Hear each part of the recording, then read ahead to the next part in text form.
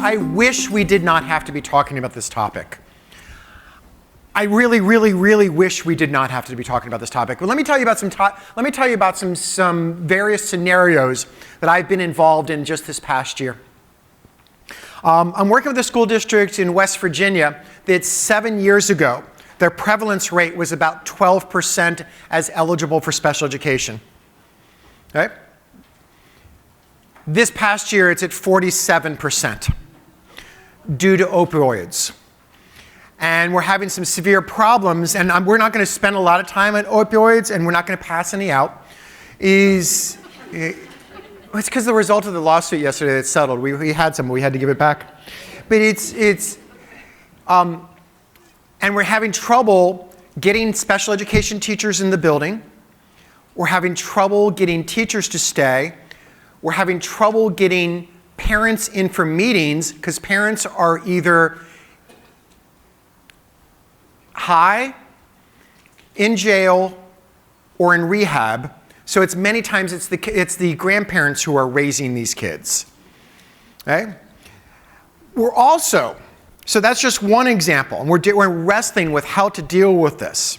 I've been heavily also involved in what happened in Flint, Michigan. Those of you who are unaware of what happened in Flint, Michigan, due to some water diversion, there were many kids in the school district who were exposed to lead in the drinking water, and once you're exposed to lead, it never leaves your system. They just settled that case last week. They settled part of it about a year and a half ago where all the kids were going to get a neuropsych, but they now settled it, and there's going to be some implementation about how to actually start providing services for these kids. But it's help on a pro bono basis as part of those kinds of things. But we have to talk about these. These kids are having trauma as a result of this. We also have a large number of kids who are homeless, and we're dealing with some issues relating to this. And I live in a small town, but the homeless shelter for the big area is in our downtown. And these kids, when they go home on Friday, when they leave school on Fridays, do not know where they're going to be going. They do not know what's going to be happening. They don't know where they're going to get food for the weekend. And so what we're training, we've worked really closely with a lot of school counselors in our area, and we have, where I live is heavily Amish. And we have these, and I know you have a lot of individuals who are Amish in Indiana, but we're heavily Amish, and we have a lot of Amish, what are called bent and dent stores, where they get these products and they sell them at like 1/10 the cost. We have school counselors who are going to these bent and dent stores on Thursdays, getting bags and building up bags of food, and then sneaking into kids' backpacks while the kids are on playgrounds on Friday, so the kid has some form of calories over the weekend, because we have all sorts of evidence of kids not getting any calories from when they leave school on Friday lunch to when they come back for Monday morning breakfast. So we're just trying to meet the needs of some of these kids and trying to address what's going on with some of these kids. So am I talking about a happy topic? I wish I was talking about a happy topic. I wish I would say I've got some fun-filled trauma jokes for you. No, I don't have any fun-filled trauma jokes. But it's a very real thing, and we're dealing with this. Schools, as you know, are, for lack of a better term, they are the ambulance that's at the bottom of the cliff. These kids, in many respects, have already fallen off. And we need to deal with these issues and address these issues. Okay? So what I want to do over the, I think we have until 9. Is that how long we have? Okay, it's good, because I had a snack. Don't you worry about me, all right? And so what will probably impact me more is the amount of fluids I have. So we might have to take a break for that in about 3 hours. Right? So, but what I have this is we're going to talk about some issues relating to this, but issues that I'm seeing as a result of this that you need to deal with, and how we write IEPs and how we deal with this in special education. Okay? But before I go any further, before I go into this, it's interesting. Some of you have seen sessions, previous sessions with me earlier today, and I was shilling what was called the Pre-Referral Intervention Manual. All right? It's a book that I highly recommend. Many of you made me talk about this. Since this, someone grabbed me a break, and they found a copy of the Pre-Referral Intervention Manual, 3rd edition, online, and downloaded it as a PDF and sent it to me. So, and as you heard me talk about this, the Pre-Referral Intervention Manual And so I checked, it is out of print. So we're not violating copyright on this, okay? And as someone who's, yes, and there's books, I can tell you there's some books out there I want you to buy, okay? I got a list, right? Type my name at Amazon.com, that's my list, okay? And so, yeah, but anyway, if you want to copy this, shoot me an email, give you my email address, I will gladly send this to you, okay? It's a 500-page document, but it's going to save you $75 to $80 in buying it, and the 3rd edition is all but basically the same as the 4th edition. So the 4th edition is a great book. I'm not saying this. And I get no money. I do not work with this publisher. I do nothing with this publisher. Things like this. Don't know any of these authors. Things like this. So I'll share what this book has resources and answers for you. And this is a book that I recommend that you give to, that you have a copy of, or this or the 4th edition. The difference between the 3rd edition and the 4th edition is the 4th edition pages on the outside are color-coded to help you be able to access the information, and they change the color of the cover. I think that really is the whole change, all right? So again, I'm going to do that with a book that's coming out in about 3 years. I'm just going to color code the pages, and I'll buy the markers, whatever's necessary. Okay. So keep this. But shoot me an email. I'll give you my email address later so that you can get a copy of this, or if you get a download just for things like this, just use this. But what this has is this has list of resources, and I'm just going to go like, okay. Just going to pull up one right here. I have no idea what this is. Okay. Needs verbal questions, direction. This is amazing. This is the exact same one I used as an example. That was random, folks. Okay. Let's see how many answers they have here. 105. Whoa! It's the same as what they have in the 4th edition. Okay?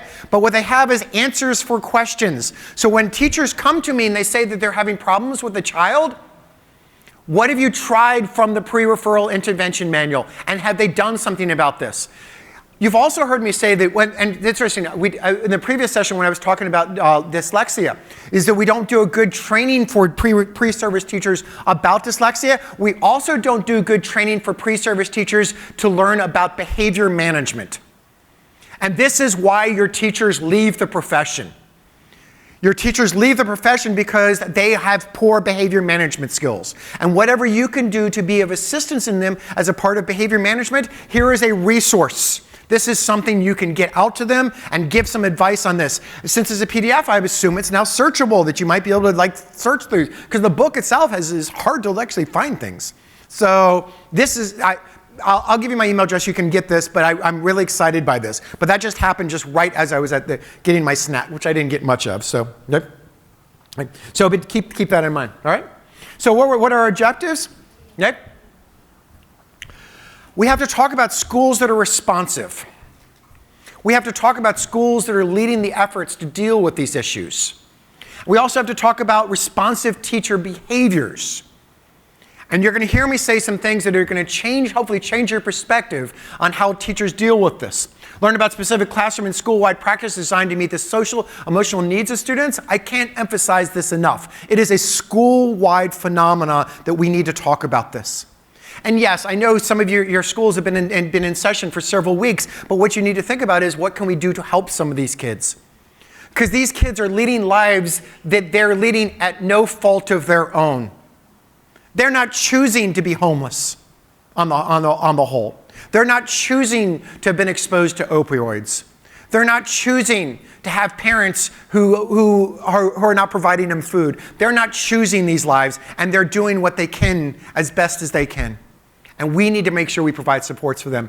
But also, and this is the heart of this, is discuss specific IEP development strategies. Right?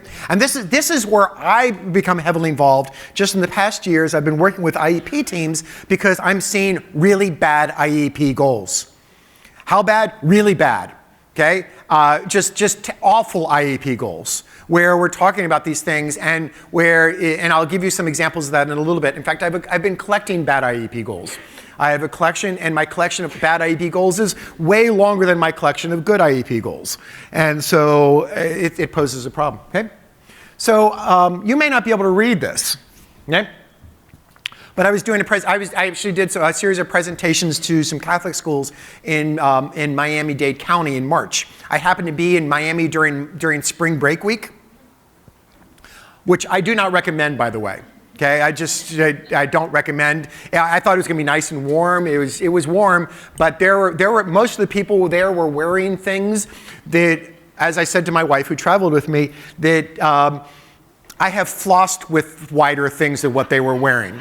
So, okay. And so I had no pictures of this, but this was at a bus stop. This is in Miami Beach. Summer isn't fun when you're hungry. There are kids, school is the most structured part of their life. And you have to think about this. And we as teachers, we are ecstatic for summer break. We're ecstatic for, and you guys get delays for snow, right? Things like this, and bad weather. We're ecstatic when some of these kids, they're not happy with this because they don't know what's going to happen. And in fact, we set up a program in my town where kids can drop by at some point during the day, no questions asked. They get a lunch bag.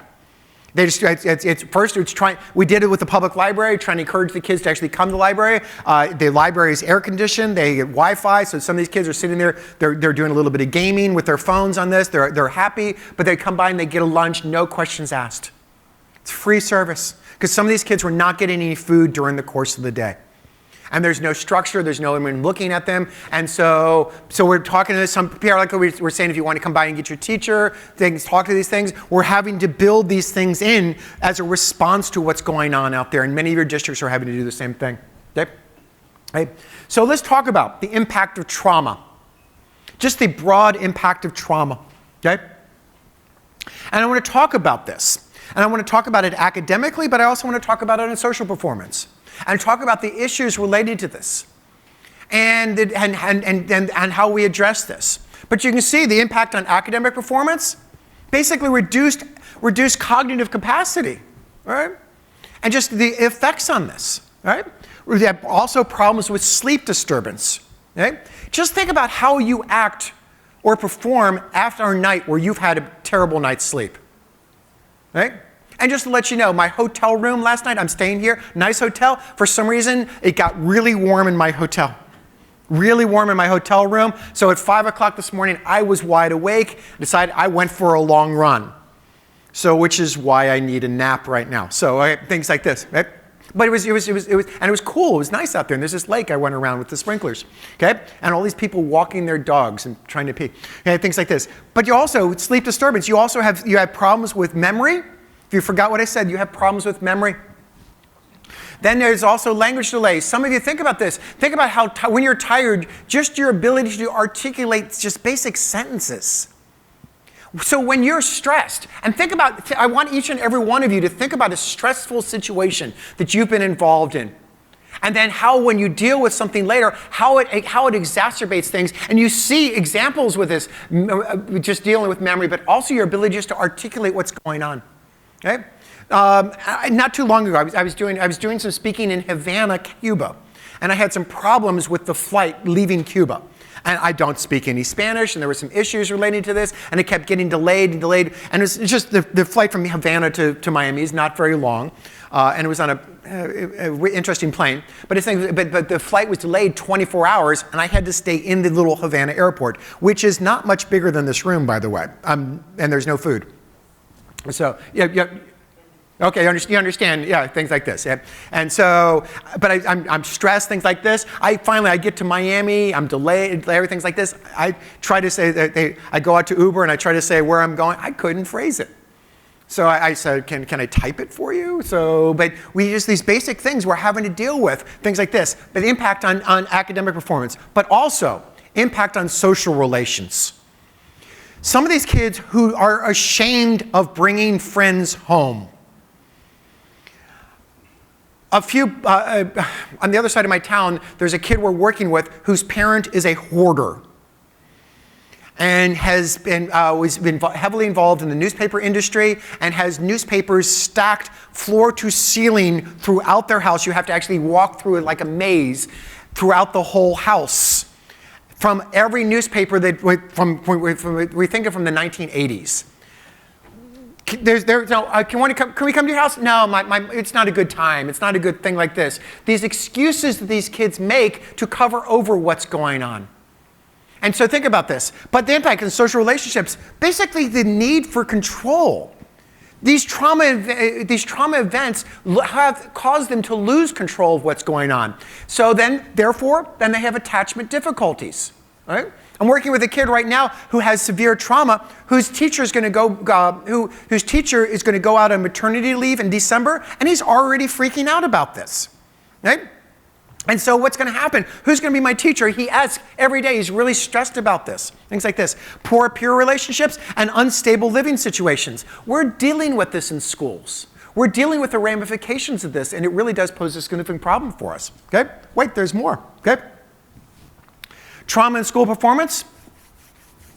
And these are just basic statistics. I'm working actually on a book right now with the Director of Professional Development for the National Association of School Psychologists. And we're doing a work on trauma and things like this. So these are his recent statistics on this. I was presenting with him in Mississippi last fall. And we talked about this. 2.5 times more likely to fail a grade. That is severe.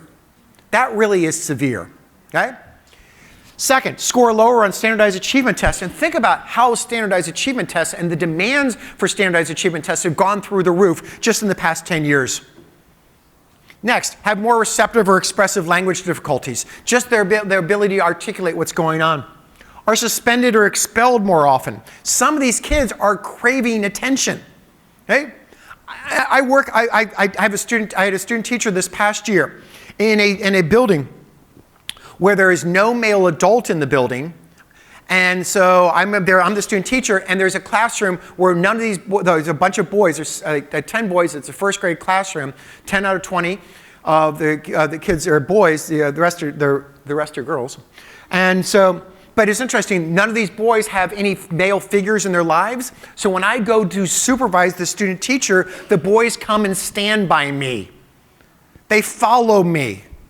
So we follow them out the playground. They're just like, they want to talk. So they want to talk.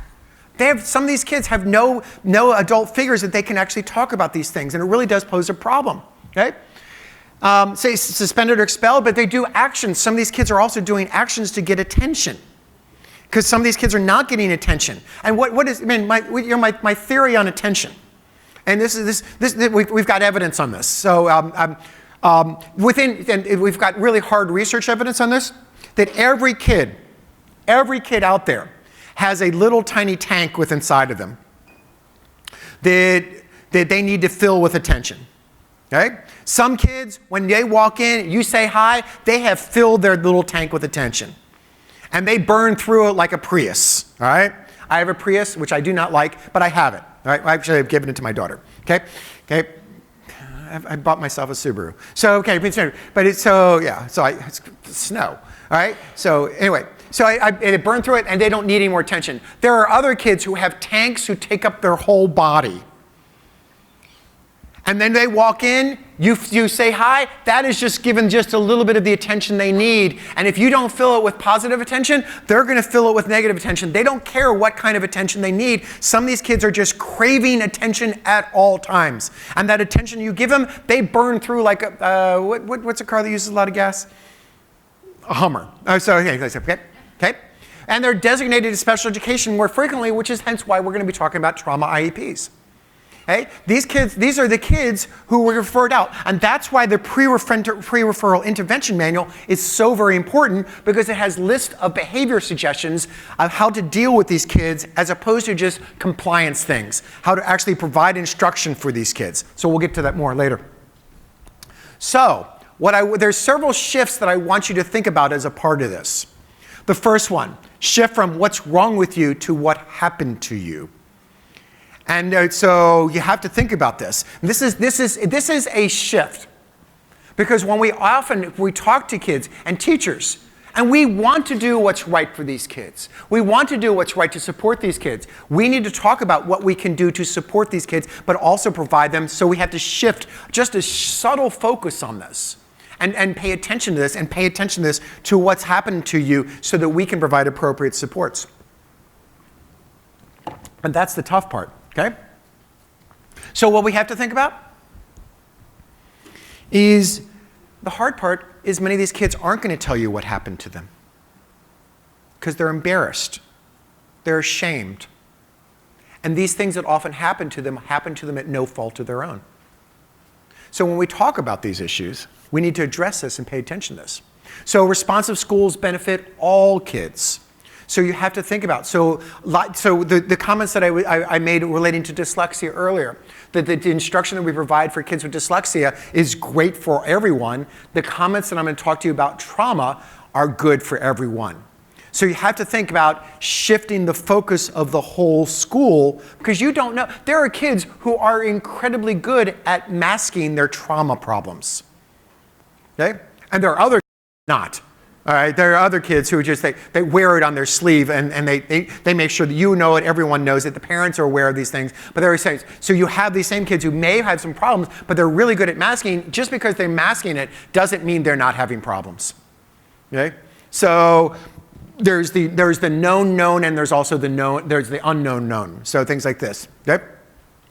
So think about this. So responsive schools benefit whose history is unknown, whose trauma may never be identified. Some of these kids are experiencing trauma, and some of these kids, it's amazing how these things actually rear their heads. And they come to you later and talk about this. And the best example, and it's really interesting about this, and I'm going to share a very personal story, is my wife is the youngest of 4 kids. Her oldest sibling is her brother has profound intellectual disabilities, and he needs help toileting. He needs help getting dressed. He's nonverbal. He knows maybe 10 signs, of which 8 relate to going to McDonald's right now. Damn it! It's amazing. It's amazing as we drive him along the highway. How many times you don't realize how many golden arches are along the highway. You think he's asleep, but like Bluetooth to him or something. I don't know what it is. But he has facial deformities. He has behaviors. And it was a problem. So when she was growing up, no one ever came to her house. She never brought anyone home. And they never went out to eat. It was not something they did, which was stupid because he shows signs of Prader-Willi syndrome. So restaurants would have really benefited from him being there. But it was really interesting about this is that it was not something but they never did this. And it was expected that because he was always home, he was always there because it was just part of what's going on. So I'm in special ed for years, and I actually think that's the only reason she hangs out with me, because I'm in special ed. She's way smarter than I am. But I'm willing to admit this. It was really easy for me to admit. And she demonstrates it over and over again, because she can remember things the way I said like 30 years ago. But I share this with you is we went and watched the movie Wonder. If you've ever seen the movie Wonder, Julia Roberts and Owen Wilson, yeah. Owen Wilson. And so, yeah, but Owen Wilson, and a character has a facial deformity, things like this. And there's kids, they don't bring over anything like this. And my wife got up and walked out of it because it brought back too many memories of which she had never shared with me. I've been married to her for over 3 decades, right? 3 incredibly happy decades. I'm really damn pleased. I won the lottery on this one. But it's interesting on this is, I hope she feels the same way, but it's interesting about this is she got up and walked away because it brought back memories, and we've talked about special ed. We work at a camp with him every summer. He's been to our house dozens of times. But she's never shared these stories, and the trauma of not being able to bring people to her house was visceral. And this is something that happened to her. She's in her mid-50s, and happened to her when she was in her teenagers. It was something that she shared with me for the first time. I thought it's a great feel-good movie. She sat out in the car and said, "Where the hell are you?" And things like this. And it was a discussion I was not prepared to have. Wasn't that a great flick? She said, no. So when we talk about these issues, and we talk about this, and for parents who have kids with disabilities, who have facial deformities, okay, these kids are never going to be the king and queen at the homecoming. They're never going to have their picture in the paper. And so she's not overly happy when we do that with other kids with disabilities. So it's interesting about this. So keep this in mind. But the visceral reaction, Some trauma may never be identified, never be out there. Who are impacted by these these issues? Okay, so it was interesting. Why I share this, but to extend my example for my wife, is my mother-in-law was a piano teacher, so she would teach piano in the afternoon. So my wife had to come home every single day from when she was in elementary school to when she got to high school to watch her brother, and she thought that everyone did that. She didn't have any sense that kids went out and played in the afternoons. She didn't have any sense that people went to other people's houses, because that's not something she did. Okay? And my in-laws, I mean, they come from, my father-in-law he was a president of a university. It's not like he was a Ph.D. from Harvard. It's not like they're poor, but it was like the different socioeconomic status that for others, it's just a part of what they do. So, okay, right? So what can we do? What can we do to create a trauma-responsive school? Okay? First, you need to talk about this not only from the top down, but the bottom up. I do a lot of trainings for principals. And that book I was telling you, the 3rd edition, I wrote a book for principals called The Principal's Guide to Special Ed. You and I actually spoke about that one time, Tara. And so, but yeah, it's training for principals. I highly recommend it. Buy extra copies, things like this, because the 4th edition is going to be coming out soon. I actually have to write it, but engage leadership and talk to them about this, and engage them and support them like this. Perform a needs assessment. Look at what the variabilities are and the problems you might be having within your jurisdiction. Okay? That district that I'm dealing with in West Virginia right now, it's opioids, it's opioids, it's opioids all the time. It really is. It's driving every single decision they're dealing with. I'm working with right now in Western Pennsylvania, a school district where they were doing fracking and heavily dealing with fracking, and most of the kids with whom I'm working with, they can light their water spigot because there's so much methane in the water that they actually light their water.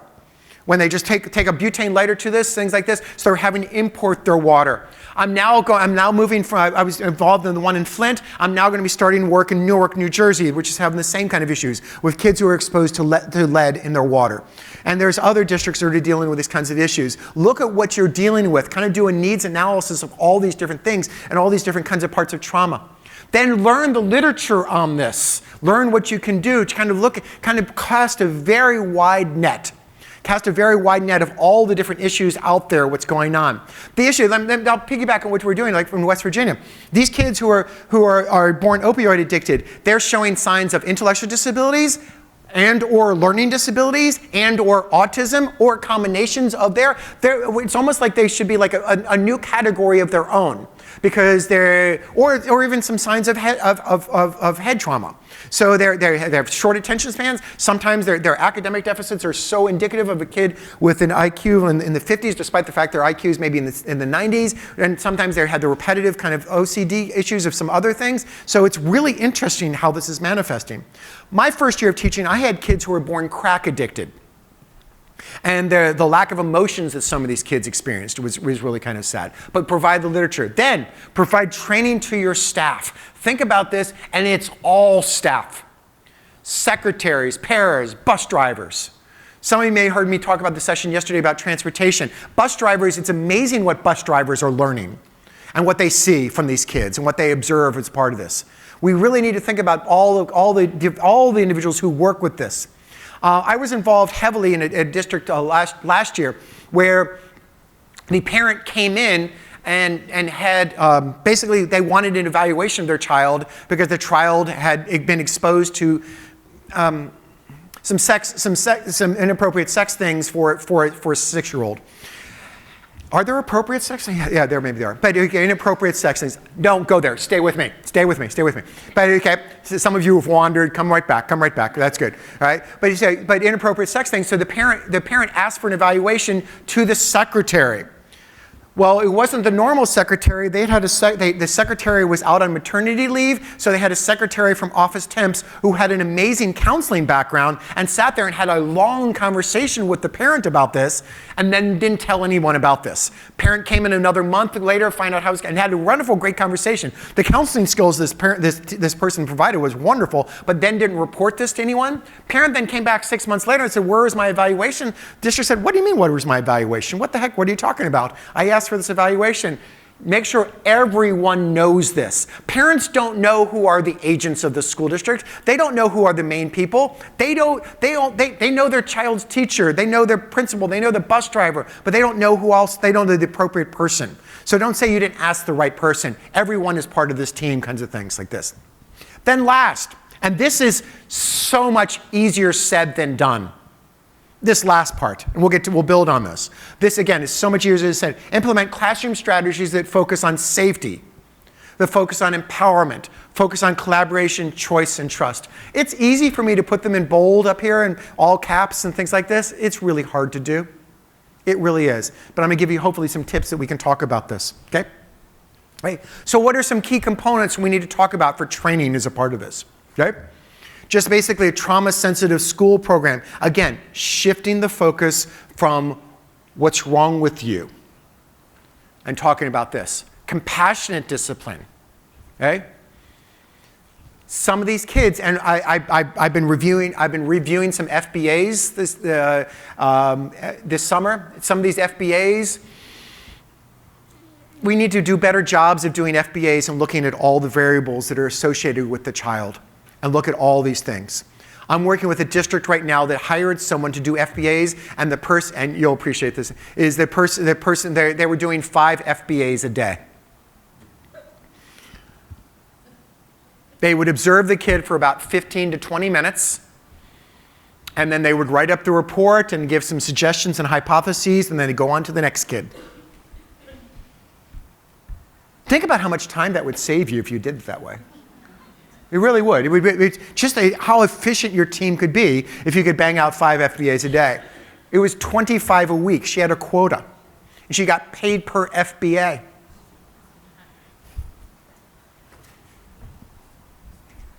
No, don't do that, right? But compassion and discipline. We'll come back to discipline in a second. Teacher support. It's interesting about this. We're talking about kids who've had problems. You need to make sure you're providing support for your teachers who are dealing with the kids who have problems. If you have teachers who are constantly having to leave the profession because they're not supported,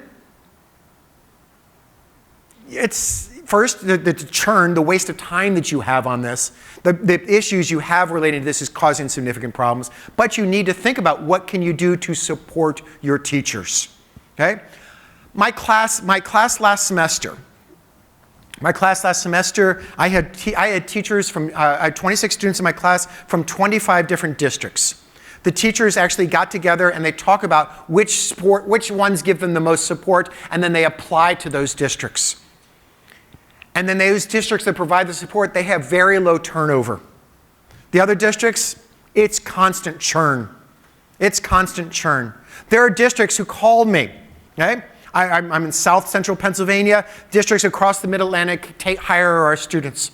But there's districts who call me on August 1st saying, do you have any teachers who are certified who don't have a job? All of our teachers are certified, had a job, okay? Right? I got a call this morning. Do you have anyone who's like halfway through your program who doesn't have a job? No, they all have jobs, okay? It's a graduate program. I'm going to get calls October 1st. Do you have anybody who started your program who doesn't have a job? Then on November 1st, they'll call, do you know anybody who's warm? Okay. There is a district near me for special ed this past year, went to a local homeless shelter to find adults who had a bachelor's degree and would emergency certify them. It's that desperate. Okay? If you look at just on special ed, you're wondering about this. In special ed, there are teacher shortages in special ed in only 49 states. That 50th state is Virginia, and they're lying because they call me all the time. Okay? I'm in Guam 2 weeks ago. You want a job? Fly with me. I got you a job. All right? Hey, what do you want? We can put whatever. What part of the island do you want to work? Right? So it's really interesting. I do workshops over there every couple months. But it's interesting about this. It's a wonderful place in December. Okay? It really is. All right? Okay? But make sure you provide supports for your teachers so that they don't leave. Think about the stress that they're dealing with. Think about the issues they're dealing with. Support the teachers. Parent and student education, we'll come back to that in a little. Okay? Trauma responsive whole school universal strategies delivered by teachers and interventions by counselors. Make sure that the counselors are available to talk to the kids. Make sure the counselors can talk about these issues, things like this. And then last, there's some words I really want to emphasize in this last statement. Maybe you can figure out what it is. Right? Data, data, data. Get data on the number of absences this kid has. Data on the number of times this kid needs to be go to the school counselor. I don't want to hear what they're talking about with the school counselor. I don't want to violate that. How many times the kid needs to go to the school nurse. Again, I don't want to hear what they'd go to the school nurse, but how many times they say. How many times the kid complains about a stomach ache. How many times the kid misses school. How many times the kid doesn't have their homework. How many times the kid is late. How many times the kid has to leave early for a variety of things. Just a variety of these things. Keep data on all these things. Develop a picture on where we are with this. Okay? More. Support and teach children who have experienced trauma. Yeah? Components of a trauma is sensitive, responsive things like this. I can say this as a big uniform blanket statement, but the needs of some of these kids are from some needs of trauma are very different from the needs of other forms of trauma. So I can't say that all kids with trauma get this program, because it doesn't work. Some kids have trauma because of food issues. Some have trauma because of illnesses. Some have trauma because of medical issues. Some have trauma because of parental abuse. Some have trauma. I have a drinking problem. Some have trauma relating to sex or sexual issues, things like this. So how you treat each and every one of these has to be individualized to the needs of that child. Then teach social and emotional skills. One thing that we're seeing very specifically, if I can make a blanket statement, is that many of these kids who've experienced trauma often seem to regress. And they regress emotionally and seem to be more immature than others. And so what we need to often teach them is appropriate social and emotional ways of dealing with issues and how to adjust things. Okay? I watched a kid he doesn't get any attention at home. I observed him with a student teacher. When he goes up to the teacher, he grabs the shirt of the teacher and he just starts yanking it like this. He just starts yanking. Okay?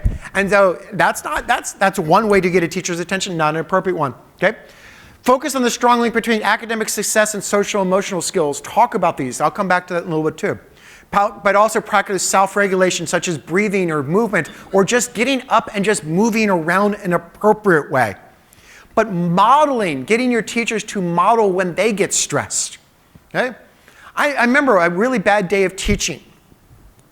I can't remember exactly what was happening. My principal came and told me something that was really bad, and then I had to go back into my classroom and model something for the kids about something. I couldn't go in there. I couldn't throw things. I couldn't scream. I couldn't yell, despite the fact that I wanted to. And so some of these kids, it's their only trip through education. We need to give them what's supportive about this. Again, what happened to you, not what's wrong with you. Okay? So what are some of the basic essentials? Good.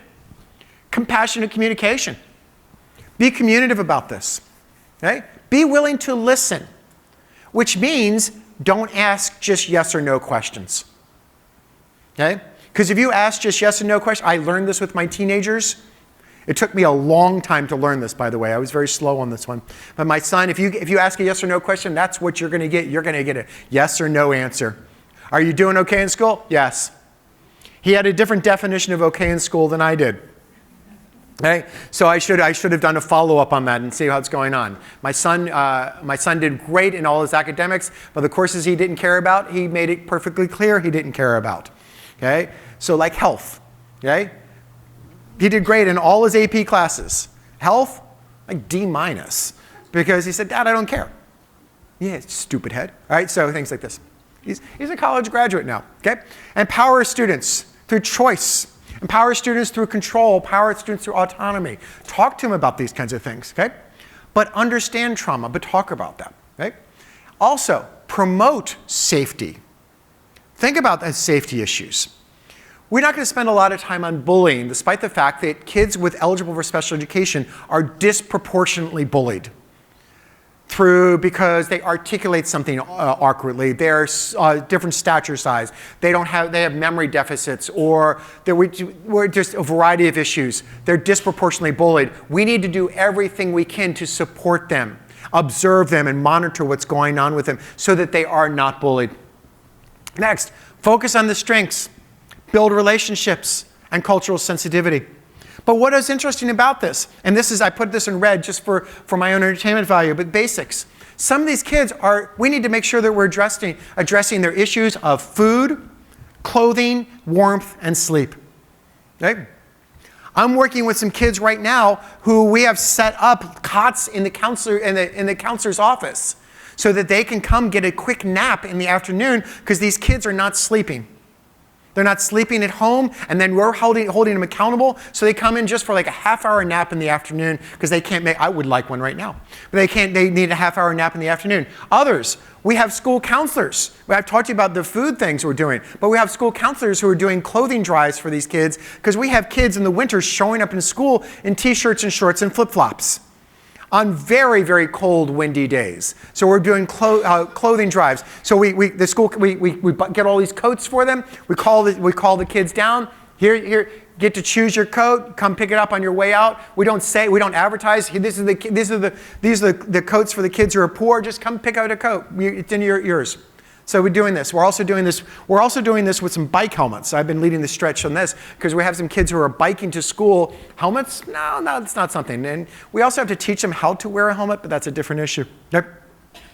So they want to wear it on the back of their head, despite the fact that they fall forward. All right? Okay? So what I want you to think about this, and this is actually a technique that we can use with kids. Describe a safe place for yourself. And I want you to all think about an individual safe place that you have, a place where you feel comfortable, where just everything is really nice for you, a time when you received help. Think about this safe place. Think about this. And keep this in mind, because what did it feel like? Why was it safe for you? How did it feel? Who helped you if you needed assistance? What helped? And what part did trust play in your sense of safety? Keep these things in mind and then work to think about how you can replicate these for your students. Okay? We often, because most of us probably haven't experienced the trauma that some of these kids have experienced. Keep these things in mind because it'll make life easier for them as you go through this. All right, next. Okay. Strategies to establish safety. Okay.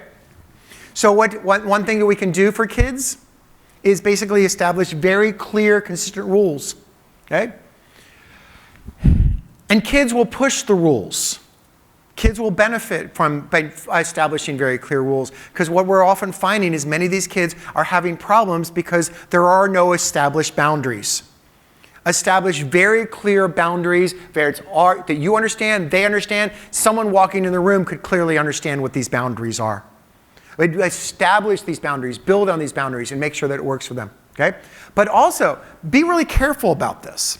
Because I was working in a classroom last year. My student teacher complained about this because there were 79 rules on the wall relating to how to behave in the classroom. And she was having to spend all of her time memorizing all 79 rules. Okay? I don't think we need 79 rules. Is there a magic number? It's not 79. Okay? Okay? But least invasive strategies so that you can think about with providing supports for them. Next, accommodations to meet individual strengths and needs. Transition safety plans, calm zones. Okay? One thing that we often write in 504 plans for kids who've had trauma issues is that they can go visit a school counselor when they need to. We've worked this out with a school counselor, and we provide this kind of access and provide this kind of opportunity, and they just go see. It's like for lack of a better term, we call it a flash pass to go see the school counselor. They can just walk down and see what's going on. Some of these kids need this, and we need to make sure that the school counselors are aware that this is going to happen. For some of the schools that I'm working with, where the school psychologist is based in the building, they can also either go see a school psychologist if the person's not doing testing at that point to kind of help with the process. Okay? And the school psychologists are actually embracing this because it's getting away from just testing all the time.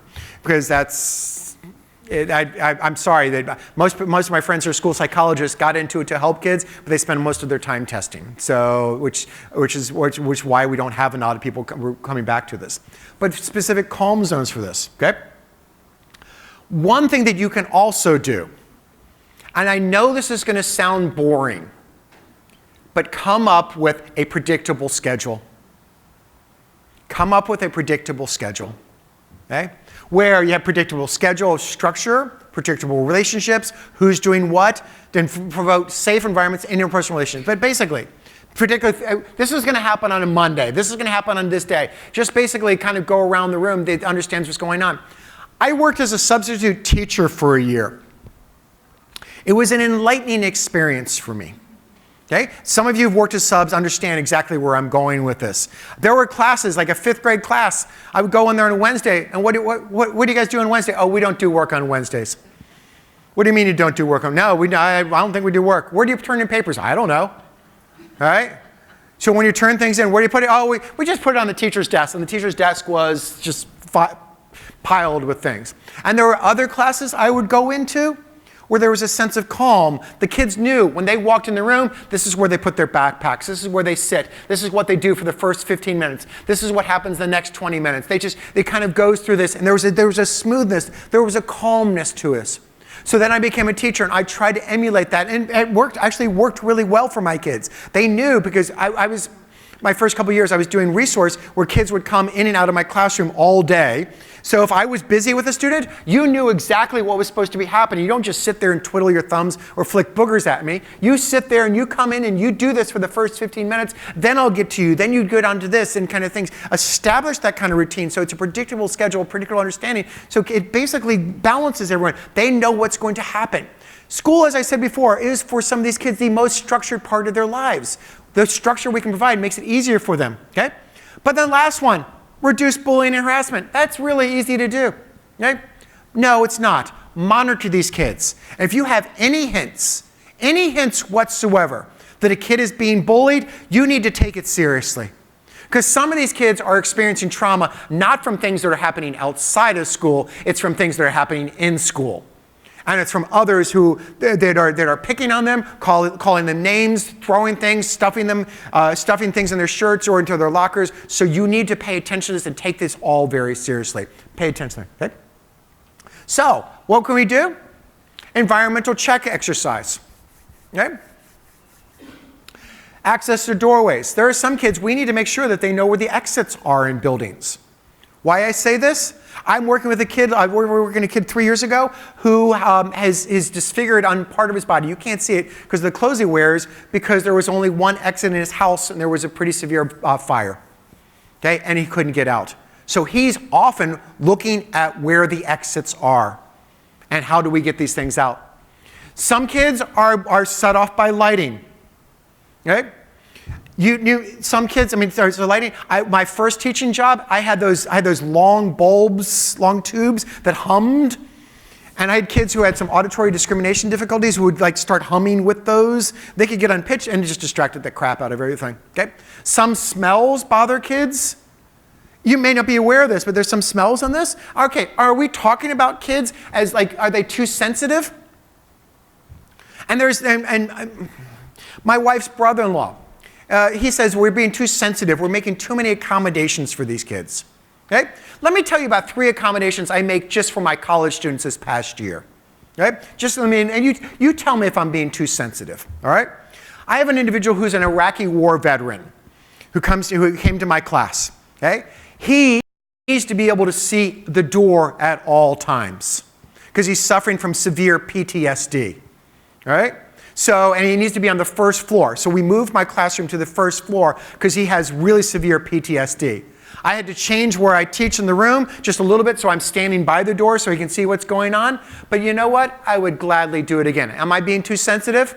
Okay? Another, I do an example of kids with autism that involves a lot of flashing lights and a lot of sounds. Okay? I had a girl in my classroom last year who had severe problems with epilepsy. And these flashing lights and sounds would cause her to have a really severe seizure. You know what I did? I excused her from that class for the day. Am I being too sensitive? Okay? And then another one who came to me and said, my boyfriend's been beating me. Can I take the final not at the same time as everyone else because he knows where I'm going to be? Am I being too sensitive? I'm being a human being. All right? And that's what we're doing with these kids. We're being human beings for kids who have suffered. And yes, there's people out there who say we're dealing with a bunch of whiny little kids. We're dealing with individuals who have issues, and we're just trying to help them make it through the day. Any person who's a normal human being would probably do the same thing. People complaining about this, they can't have dinner with me, all right? Next, some people, personal space issues. There are some kids you just don't get too close to, okay? As a prompting technique for a lot of kids, I'll tap them on the shoulder. I'll put my hand on their shoulder, things like this. But there are some kids I just don't touch. I just don't touch. I won't ever put my hand on their shoulder, kinds of things. And you have to learn who these kids are. Seating arrangement, too crowded, too close. There's some kids, they just need just a little bit more space, all right? And I fly a lot, and there's times I need a little bit more space, and I'm not getting it lately, so I'm pissed. Okay? But it's interesting, but you need some of these. Some of these kids need these things. Power differential. Are your needs being met? Are the students' needs being met? And is this a calming environment? What would you do? I see these classrooms, they're installing lower lights in the classroom, sounds that calm the kids. These kids are appreciating this because it gives them some structure as a part of this. Okay? Strategies to establish trust. Maintain unconditional positive regard for all students. Just support the kids. Be part of what's going on. But just interesting about this. It is all about relationships. Okay? Think about your favorite teacher that you had K through 12. Everyone, just think about this. You probably have a favorite teacher, not because of what you learned, but because of how that teacher made you feel. Is learning irrelevant? No, I'm not meaning that at end. Please don't take it that way. But you have positive memories of a teacher because of how that person made you feel. And you need to be that person for someone else. Is that easy? No. It takes time. It takes time, it takes energy. Okay? And it's not just showing up for one thing. Okay? I have a good friend who was on the U.S. Olympic team in the marathon in 1992. And people come to him and say, what is the one workout I need to do in order to be an elite marathoner? And he said, it's not one workout. It's the daily in and out of doing it on a regular basis. It's not one workout that's going to do it. It's the repetitive motions of this over years. You need to be that person who attends the meetings, who participates in the meetings, who's there for the kids. Participate in things like this, okay? So what else can we do? Meet and greet the students, shake their hands. Student survey of interest. Acknowledge students by name. Learn the students' names. Learn what the students want to be called, okay? It's amazing how many things like this. Student of the week, classroom morning meetings, weekly question. I would sit, when I was teaching, for the first 15 minutes of every Monday class, we sat there and we talked about what the students did over the weekend, okay? My kids had no one who ever talked about this. Most of my kids just love wrestling. Okay? The professional stuff, not that amateur crap. Okay? So they love the professional wrestling. And they talked about it, but they had an adult who sat there and listened. So I learned a lot about Hulk Hogan, Andre the Giant. Man, he was great in The Princess Bride. But all these kinds of major famous wrestlers at the time. And I learned about these things, and I talked about it. And they were part of these kids' lives. But these kids had no other adult who didn't just say to them, sit, be quiet, turn this in, where's your homework? We actually talked about their interests. It took time. It took time. But you have to find adults who talk about these things. And some of these kids never get that. Okay? So what do we have to think about? Okay? In our ideal world, we would solve disruptions very quickly. Okay? What do we do as teachers? We have to we have to be like the police officer, judge, jury, and warden all in like a split second. Okay? And we have to bring this calmness to this class. Okay? But we have to make sure that kids don't escalate further. So let me talk about this. Okay? So use nonverbal correction. Okay? Don't call out kids when they're having behavior problems. Check yourself. Who should we be tracking? I often do like group kinds of checks, how we're often doing kinds of things. And we're missing two of our friends, but talk about this. Talk about this in positive terms. And private, walk over students, lean down quietly. I ask for everyone's, I need yours too. Don't single out, you're not looking up here, you ugly little kid. Get up here, right? I have seen teachers call out kids, make fun of kids, belittle kids, okay? Like, it's because I had students who would not come to my classroom because that's something fun that was going on in their classroom. I was the LD resource teacher. We didn't get to do, we did fun stuff. But they would stay in their classroom until something non-fun was happening, then they would come. So I'd sometimes have to go get them. And the teacher would say to this, I remember this third grade teacher who said to the kids, you have to go down to your retard class now. Right? This is a bunch of boys, really tough boys. Like hell they wanted to come with me at that point. They didn't want to be associated with me. And it was really sad. So I've seen teachers do these things, talk down to these kids. We need to make sure that we don't do this. We don't embarrass these kids. This has got to be a consistent method, a consistent statement we do throughout what we're doing and with everyone we work with. And that's really important. Okay? More. Okay? Lightning, I need your eyes. I love your tracking. Take attention of all the students, but get the students' attention. Make sure that they're with you. I value eye contact when my students from, and I taught them how to do this, and I made sure that they were paying attention to me at all times, and we're really focusing on what's going on. Okay,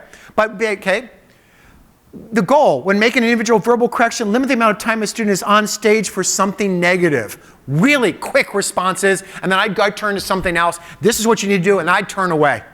So I'm not going to get, you're not taking up all my attention. You're not going to get attention, because students, they want the negative. Some of these students crave the negative attention.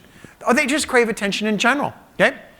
And consequence should be fitting to the behavior as much as possible, okay? Right? So, strategies to establish a collaboration, okay? If possible, get your teachers to go see how these kids are doing in other classrooms or with others. Really get the time for this. I often encourage teachers during their break period, go just sit in another classroom, see what's going on. I also do the same thing with principals. Get principals to go in and see special ed classrooms. Because the principal may have been a great science teacher or a great social studies teacher, but they don't understand what they're going to do with just 4 kids in a classroom. That's got to be really wicked easy. And so it's with an aide, what do you do with all your time? So go and observe these things, observe what's going on. Okay? Collaborative students, they often know they often know what would help them, but no one thinks to ask them. Stay away from yes/no questions. Stay away from yes/no questions. Tell me about your weekend. Tell me about what happened. Tell me about the event the other day. Just promise in a casual thing, as opposed to I'm ordering you to tell me this, but just as part of a conversation. You can only do this having had built a relationship with them. Things like this, right? Provide supports for family. And you bring in community assistance when possible as a part of this. Okay, so more responsive teacher behaviors. Right? You maintain a routine. These are just basic things. Tells children when something is out of the ordinary is going to occur, so they can predict on this. You're not caught by surprises, and they help this. Children develop the appropriate choices, so they're actually getting choices, as opposed to who would like to do homework or go to college today. All right, these are your choices. Anticipate difficult transitions and extra support during this time. Provide those kinds of things for them, and use this techniques to support children's self-regulation. So you can do these kinds of things. Manage their feelings and is appropriately nurturing while you provide goals for achievement. Okay? And if the kids are not meeting their goals and they're not mastering their goals, then we are doing something that we work to arrange them and try to figure out what we can do as a part of this. Okay? So we'll get to goals in a second. Okay? So you may have heard about these things. I came up with these ideas. It's called Tier 1, Tier 2, Tier 3. I actually came up with those terms. Yeah. But you can see just basic universal strategies that work with everyone. Okay? Some basically and whether you're an advocate of yoga or not, but just basically calming the system down, breathing, focusing, things like this, which includes reduced stimuli, maybe some calm music for just a period of time. We often don't think about these things, but that's cheap. That's easy. Those are easy gets that would benefit everyone. I'm betting that each and every one of your classes would benefit from just having just a few minutes at some point after a stressful thing. We're just going to sit here and just listen to some calm music just for a few minutes. Just bring calm things down. Yeah. Some of these kids will be chafing to the bit afterwards to get moving, but you need to at least explore this. Okay. But there's some curriculums on this, but just kind of rhythmic activities. Okay. To Tier 2. Little more intensive environments. Some of these kids don't need these. We all could probably benefit from the tier 1 activities.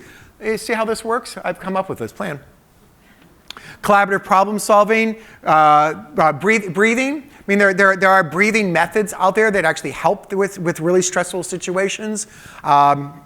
That's sensory interventions, opportunities to touch things, timeout places where I'm going to take a timeout. You take a timeout at your location. It's a timeout from participation. Just you need a break from things. To tier 3, okay, individual counseling. Okay? And it could be art therapy based, music therapy kinds of things, drumming, rhythmic activities, or just, I would actually take kids. I was the high school track coach when I was a teacher. It was great fun. But I would take kids, we just go out to the track and we just walk a lap around the track. We just take a walk, and my aide would watch the classroom for a minute. I'm just going to go, it takes about 7 minutes to walk, to go from where my classroom was, to go and actually do a lap around the track. And we just walk and just kind of move the kids. There was a hill back there. One of these kids, he was really energetic. How about we run up and down the hill a few times? But just kind of move to some other activities. Use these kinds of things. Depends on the intervention needs of these kids. Okay? But animal-assisted intervention. For years, I had 2 border collies who were really proficient in sign language. And we would take them to schools and let the kids, this was before I had kids of my own, okay? But one of my dogs knew 57 signs. And so I was very good with it. But we sat there and we'd actually take the kids, and the kids just got to pet the dogs and get the breaks from these things like this. And it was amazing what it did to calm kids. And then knowing my dog could handle this and I could sign to him and he would monitor what's going on. How about you take him for a walk knowing that I could control what was going on from the situation, and the kid had no idea what was going on. But gave the kid some sense of ownership where it worked really well. Okay, more. So you can see some ideas, breathing balls, stability balls, sensory tools. Work with your occupational therapist on this. Your OT often has some really good things. All we're seeing is like sensory devices, like the rough side of Velcro we're putting it underneath kids' desks so they can rub it and just get that sensory sensation, things like this. The seat cushions so they can actually wiggle a little bit without making sounds. Or the cut-up tennis balls underneath the balls of their chairs so they're not scraping the floors constantly as they move their chairs back and forth. Little sensory things like this go a long way towards this. I'm also a huge fan of koosh balls. Okay? But the rule is the kid has to keep the koosh ball in their hand. They can't throw it. It's because the kids little cut-up rubber band balls, kinds of things like this. Really do a lot of things like this. Okay? So an example, and I'm going to get to IEP goals in a minute. Okay? But gather the students, go through the concerns, review the schedule, but just start your day with a consistent kind of pattern. Start your week so that it starts with this, builds on this, helps with what's going on, and provides that kind of consistency and walks them through these kinds of things. Talk about any part of shout-outs or concerns that you have for the kids. Okay? Next. Right. Here's some basic things. Okay? Basic things. This is what you need to get to your teachers. All right? Okay? And I see 10, you only see 9. So, all right. So we'll call them 9, okay? Get this, if there's one slide I want you to get out to your teachers, get this one, okay? Kids who have experienced trauma aren't trying to push your buttons. They don't wake up every morning, what can I do to make my teacher's life hell? It may seem like that, but they're thinking about this. Kids who have been through trauma worry about what's going to happen next. They've experienced things, okay? They've experienced. I mean, I'm working with a girl. Hunting is very big in my area, as in deer hunting. Right? It's deer season starts the first Monday after Thanksgiving, and all schools are closed so that people can go hunting. But this girl was out hunting with her dad, and they got into an argument with another hunter, and the other hunter shot her dad. Okay? The guy went to prison, but her dad is dead. So she's the only child with her mom. She's worried that anytime her mom goes away, that her mom's not coming back. And it really poses, I have no comprehension of what she's going through. I really don't. She's going through things that I can't even imagine what her life is like. So we have to think about this, okay? Even if the situation doesn't seem that bad to you, it's how the child sees it that matters, all right? There are some kids who are really bothered by things. And there's other kids, other little might seem minor things, Like I didn't have socks this morning when I was going to get dressed because the laundry wasn't done. I'm having to wear shoes without socks.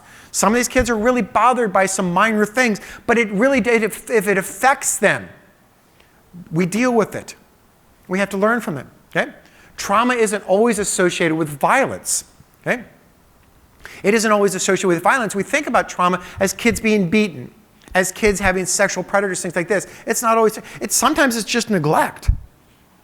And we have to address it broadly like that. You don't always need to know exactly what the cause of the trauma in order to be able to help. We often, and that's something we focus on as teachers, we want to find out what actually caused this to happen. Why is this actually occurring? We need to figure out what we can do to help and move this kid forward as opposed to this. They're good at something and can influence the world. We want them to be good at something. So find out something that's good for this kid, all right?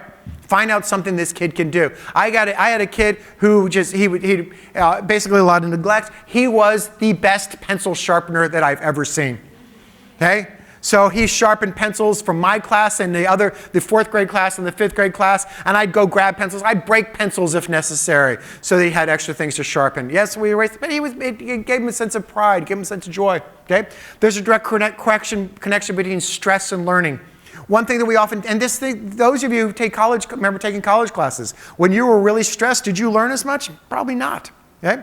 And so what we often do is professors get letters right in your finals time. Make sure finals are really stressful. So it's a tough time for everyone, but we try to do this to make things worse. Self-regulation can be a major challenge for students suffering from trauma, and it's okay what you can do to help them to make it through the day. It's okay to ask these questions. And you may often be surprised what some of these kids will say to you. Okay? I was working with a kid, and she just, is there a way I can get a snack for later? Because I'm hungry at home.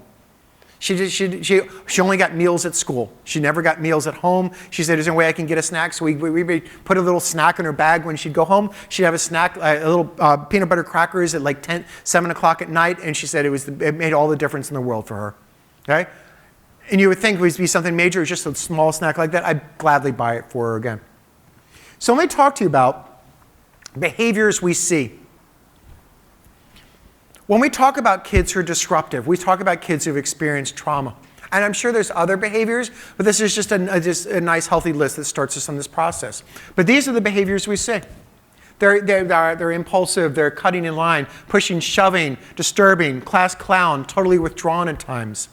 And maybe not a rhyme or reason why these are happening, things like this, but these are the behaviors we see. Why do I talk about this? Okay? These are the diagnoses we give them. I'm not sure if all these diagnoses are appropriate for the kids based on the behaviors that they're demonstrating. And this is what we see. Because what do we do? In order to get kids services or supports, we actually have to often feel like we need to give them a diagnosis. Sometimes we just need to do whole responsive kind of trauma supports for them. Okay? So when I talk about this, okay, we need to talk about self-advocacy for kids, so they can build on things, okay? But this is best support. Identify their strengths, okay? And so when we think about this, self-advocacy, yes, at the minimum starts in 7th and 8th grade. We need to often start thinking about this for younger kids. And what we can do is just tell them is, what are your issues? What do you see? What are you paying attention to? How do we address this? How are we going to do this? What are we going to do to solve these kinds of things, okay? But identify their strengths, okay? More. Resiliency, okay? Stable connections, stable, familiar environment, and predictability. This, again, is easier said than done, but if you can provide a stable time for the kids, so do things a very similar kind of structure for the kids, makes their life easier. And if coping skills are more developed, a child becomes more resilient. They understand where they can go for assistance. So make sure that they understand that there are school counselors that they can talk to on a regular basis. That there are school counselors that can provide them assistance, and that you can talk to them about things, that you can be there for them. Sometimes it may be some other adult in the building. Okay? It may be some adult that they don't even have for class right now who might be able to talk to them about these things. Coaches do a lot of these kinds of activities for some of these kids. Make sure that if you can find someone who can do this, find that, okay? But they must feel safe in their bodies. They must feel safe in their lives. They must feel safe as a part of this, okay? So behavior, right? Behavior affects me, but it is not about me. So this is something I want you to shift in your thinking for teachers. Yes, behavior does affect you. Absolutely affects you. When these kids do these things, yeah, it's going to affect you. It's going to cause you problems sometimes. So what I want to right? Okay? This is what I see from teachers. How do I get the student to behave? How do I get the student to stop doing whatever the student is doing? Okay? This is actually how I see a lot of goals written. The student will stop doing this. Student will stop acting out on a repeated basis. Student will stop interrupting the class. Student will stop calling out names. Student will stop doing this. Student will stop doing that. Probably all of you remember that phrase from when you took your IEP writing class, where it's basically if a dead person can do this and they met the goal, it's an inappropriate goal. Okay, so it's called the dead man's rule. So the student could lay there dead, and they've stopped doing this. They've met the goal. That's not a good goal for them. Okay, so we have to think about this. To what is causing behavior? How can we mitigate this? To what skills does this child need to succeed? I really, really want you to focus on this with your staff, to shift from solely compliance to what can we do to provide instruction so the kids know how to do something appropriately. So instead of getting this stop interrupting, teach the kid how to actually interact with the teacher appropriately, as opposed to just stopping give them replacement behaviors, provide them the instruction. This is actually a major mind shift for many teachers.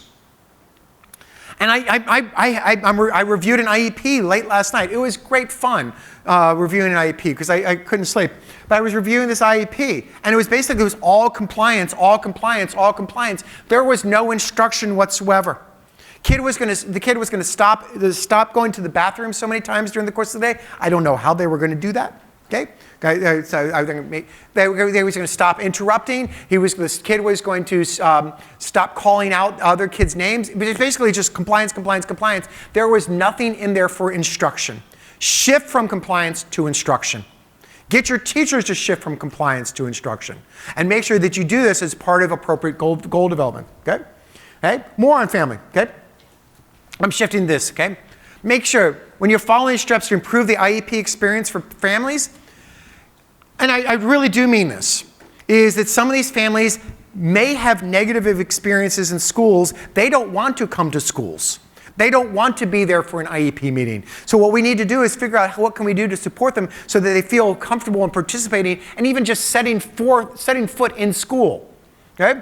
Prior to meetings, provide clear communication about timing, attendees, topics, and the family's rights on these things.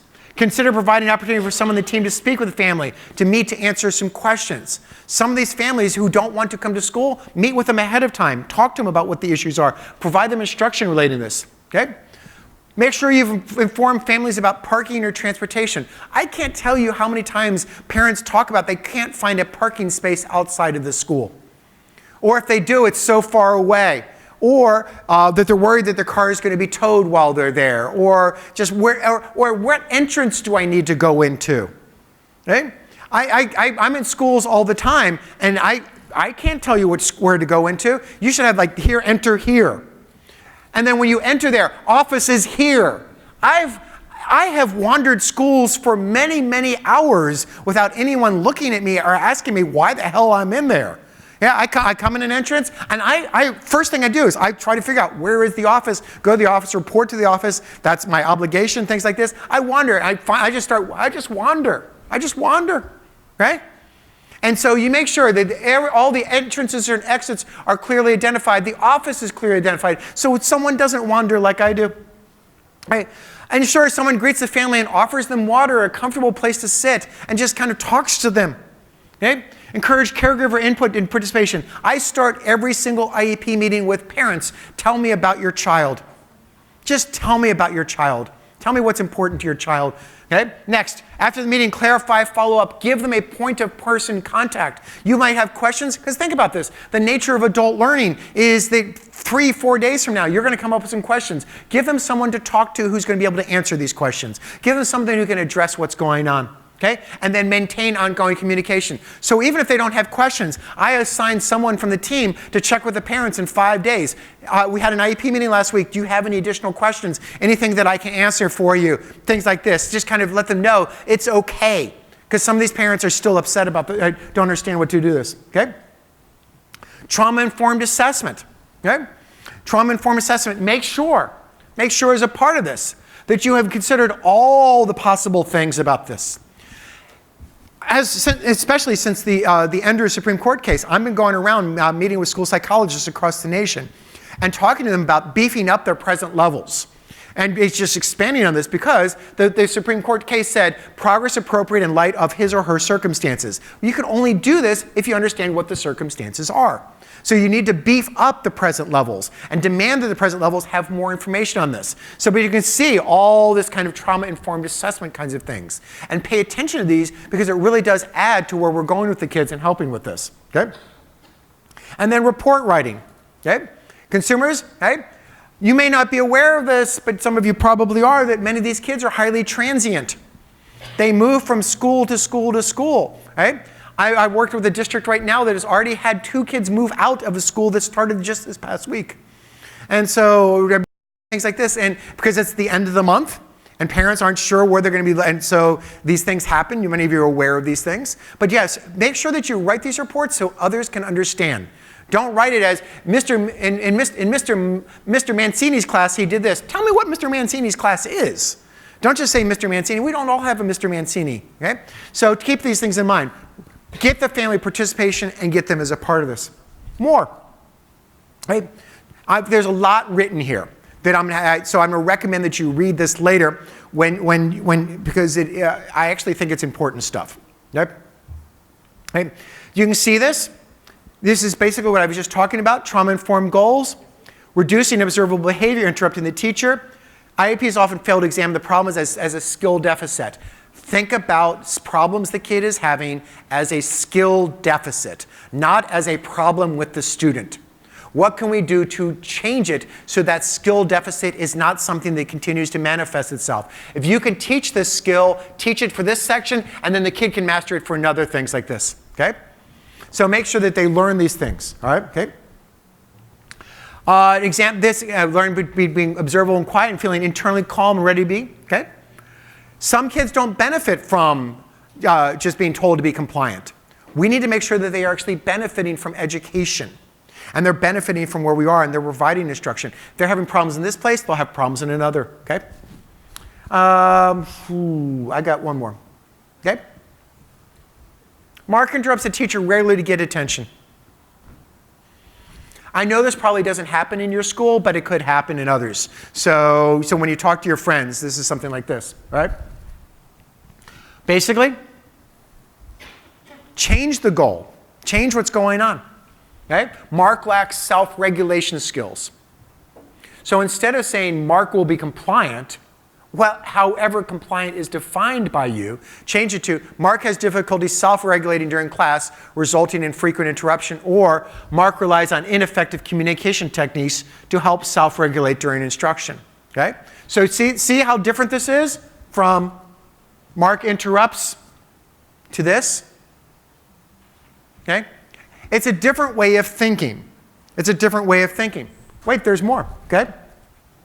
Hey, all IEPs require a statement of measurable annual goals. Okay? It's also functional goals. School team must consider a range of appropriate related services and accommodations necessary to benefit from this. So build on this for trauma histories. Okay? But we want to reduce triggers, increase predictability. If there's nothing else you can do, make sure what you're doing is increasing predictability for these kids so they understand exactly what's going on them. Provide opportunities to assist others, peer supports, ambitious goal setting, and memory and sensory activities. Keep these things in mind as a part of this. Okay? What's here? I showed this yesterday, but I'm going to do it again just because it's entertainment for me. Okay? Hey, how many of you saw me yesterday? Just a few. All right? I showed this yesterday, and what I did, and I do recommend that you do this with your team. What's wrong with what you see in this picture? Okay? Think about all the things that are wrong with this picture. Okay? There's a lot. There really is, okay? There's a knife on the edge of the table. There's a kid sleeping in the corner on the floor. There's trash in the corner kind of spilling out. There's something going on the TV. I'm not sure that involves kissing, okay? There's an ironing board with an iron right next to a kid. There's a lot going on here. Many of you will go into buildings and you'll see things like this. You'll see homes like this. Shift your focus. What is right? This house has electricity. This house has an adult. This house has food. This house has someone who's concerned about what they wear such that they will iron their clothes. There's also heat. So keep these things in mind when we talk about this. And I really want you to emphasize this. And I really want you to think about this when you talk with your teams, to think about the shift in focus. Okay? The last one. Some of you may have seen this before. But this kind of summarizes what we're dealing with kids. Right? And I do now know the backstory of how old this guy was when he wrote this. Right? I think he was in his 30s. Right? But you can think about this. We're dealing with kids who are just trying to make it through the day. We're also trying to teach them spelling. We're also trying to teach them reading. And some of these kids can't focus on this. Some of these kids can't pay attention to this because they don't know where they're going to be sleeping. They don't know where they don't know where their parents are. They don't know where their food is going to be coming from. Again, we are the ambulance at the bottom of the cliff. We're dealing with this in schools. So keep these things in mind. All right? So the last thing. I would like to be able to send you that copy of the pre-referral intervention manual. My email address is really easy to remember. It's some of you. It's my first name and last name, David Bateman, @me.com. David Bateman @me. It's all about me. All right, at me. It's one of those Apple things. It's David Bateman @me.com. Shoot me an email that says you want the pre-referral intervention manual. I'll gladly send it to you. All right. So, but it's the 3rd edition. If you want to buy the 4th edition, I highly recommend it. It's really good, and it's color-coded on the outside, so you can get you all things like this. I thank you for your time and attention on a topic that is not the most enjoyable. So I applaud you for coming to this. Thank you very much. Enjoy the rest of your day.